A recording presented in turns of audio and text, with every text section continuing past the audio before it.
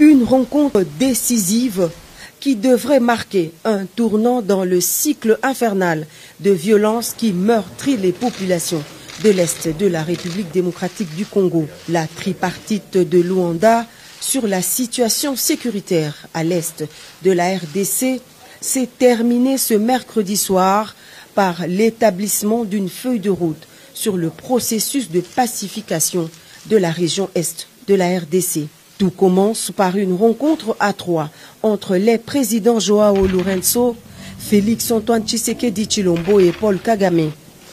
Pas de communiqué final, mais un point de presse commun des trois présidents et une volonté commune affichée de faire baisser la tension entre les deux voisins.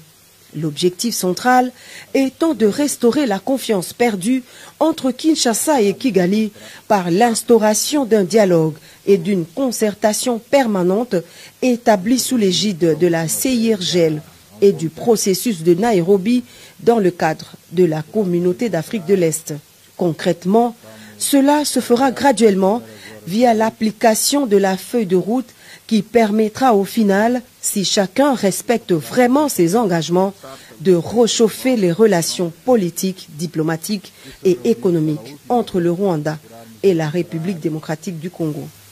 Ce que je peux dire à propos du contenu de la réunion de ce jour est que de part et d'autre, il y a eu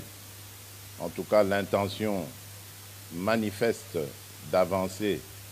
et de mettre fin à cette crise. Comme l'a dit le président Lourenço, il s'agit de rétablir la confiance entre nos deux pays et surtout nos deux peuples. Une confiance qui a malheureusement été rompue alors que, à mon sens, tout allait bien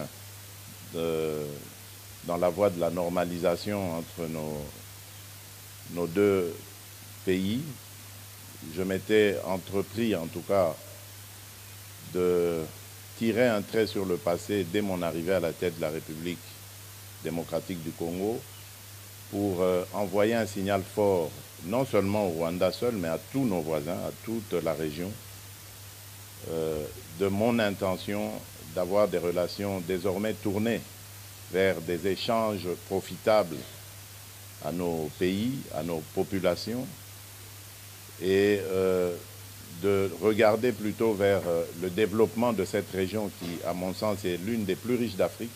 plutôt que de verser dans des tensions inutiles comme on a pu l'observer dans le passé. À court terme, la nouvelle donne passe par la relance de la commission mixte RDC-Rwanda. La première rencontre de cette commission mixte, cadre de dialogue permanent entre les deux pays, est prévue incessamment dans la capitale angolaise. Mais dans l'immédiat, la feuille de route prévoit la cessation des hostilités et le retrait sans condition du M23 de ses positions en République démocratique du Congo. Ce qui est en mon pouvoir pour faire avancer la situation, sortir mes compatriotes de cet enfer qui dure déjà depuis une vingtaine d'années. Lequel enfer a été encore aggravé par cette situation regrettable du M23, un groupe armé qui pourtant était déjà en discussion avec nous à Nairobi, mais dont le comportement est totalement inexplicable, car je ne peux pas comprendre que des gens qui ont une revendication et dont l'interlocuteur est à disposition pour écouter leurs revendications, puissent à nouveau reprendre des armes, comme pour exercer une sorte de chantage ou de pression. Donc j'espère vraiment et j'attends de ce processus qu'il apporte le cessez-le-feu immédiat et le retrait de ce groupe du M23, en attendant évidemment que l'on mette en marche la feuille de route qui amènera un processus de paix, de stabilité et de confiance. Le retour des réfugiés dans leur pays d'origine est également inscrit parmi les objectifs de la feuille de route de Luanda.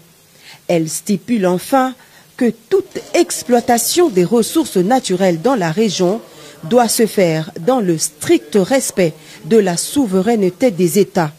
ce qui met en exergue la ferme volonté de lutter contre le trafic illicite des ressources minières de la République démocratique du Congo au profit des pays voisins. Le chef de l'État, Félix Antoine Tshisekedi Tshilombo, garde ainsi le cap de la fermeté pour la défense de la souveraineté nationale et en même temps une ouverture au dialogue diplomatique sincère pour imposer la paix à l'est de la RDC. Le président de la République et sa délégation sont rentrés au pays ce mercredi soir.